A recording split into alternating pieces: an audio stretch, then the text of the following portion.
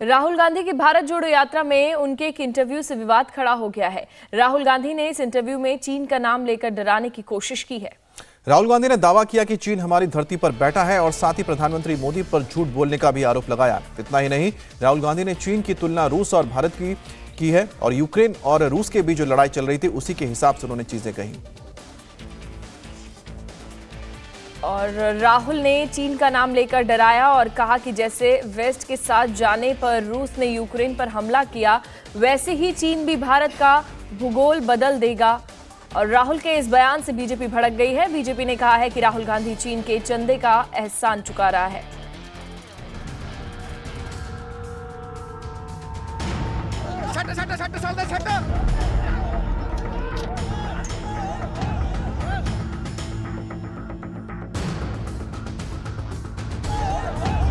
नौ दिसंबर को तवांग में हुई झड़प के बाद रक्षा मंत्री राजनाथ सिंह पहली बार अरुणाचल प्रदेश के दौरे पर हैं।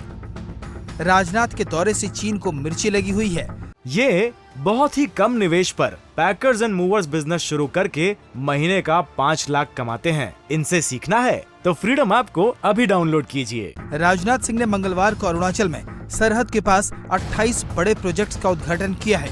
इसमें सियोम ब्रिज भी शामिल है। सरहद पर हमारी स्थिति लगातार मजबूत हो रही है, लेकिन देश के अंदर भारत जोड़ो यात्रा निकाल रहे राहुल गांधी अलग ही राग अलाप रहे हैं।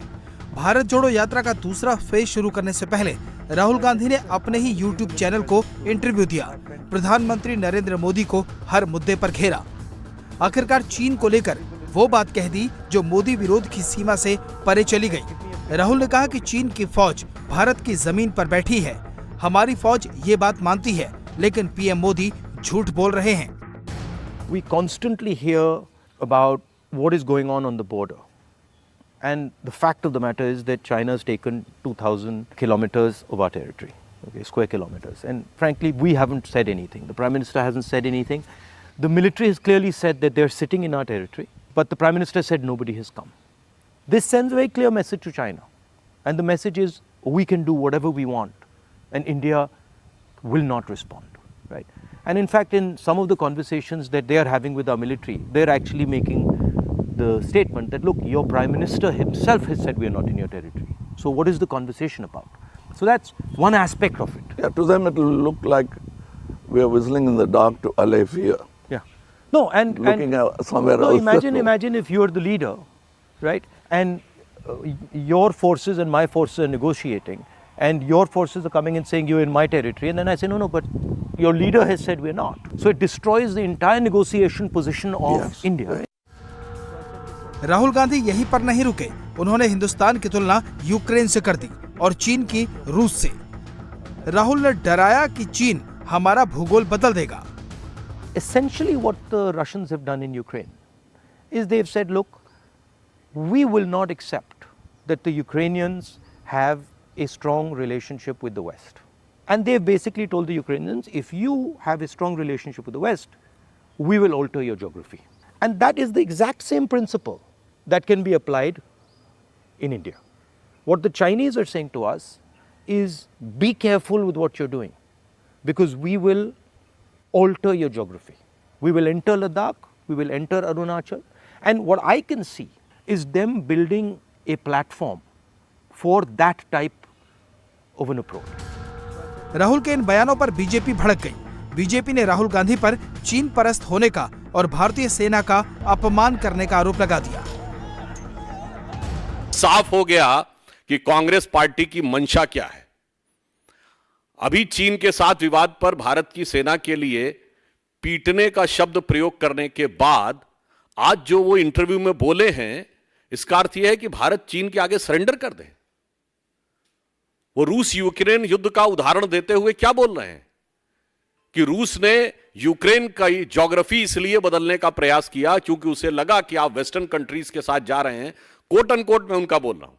और यही स्थिति चीन और भारत के साथ है, क्योंकि चीन को लगता है कि अगर हम वेस्टर्न कंट्रीज के साथ हैं तो वो हमारा ज्योग्राफी बदलेगा। मान्यवर, आप कहना क्या चाहते हैं? अब आपने किसी प्रकार का भ्रम शेष नहीं रखा। आपने बहुत साफ कह दिया कि जैसे किसी जमाने में आपकी खानदानी रवायत के चलते हुए भाई भाई का नारा के चलते हमने अपनी जमीन गंवाई थी, आप चाहते हैं कि चीन के आगे नतमस्तक हो जाए भारत। मुझे लगता है कि इस इंटरव्यू को सुनने के बाद सुनने वाले में कोई कंफ्यूजन नहीं बचा होगा। जिसने ये शब्द सुना होगा उसमें कोई किंतु परंतु कहीं नहीं रहा होगा। तो हम आपसे अब ये सवाल पूछना चाहते हैं कि भारत की सेना का मनोबल गिराने के बाद 135 करोड़ भारतवासियों का मनोबल गिराने का प्रयास करना ये आप क्यों कर रहे हैं?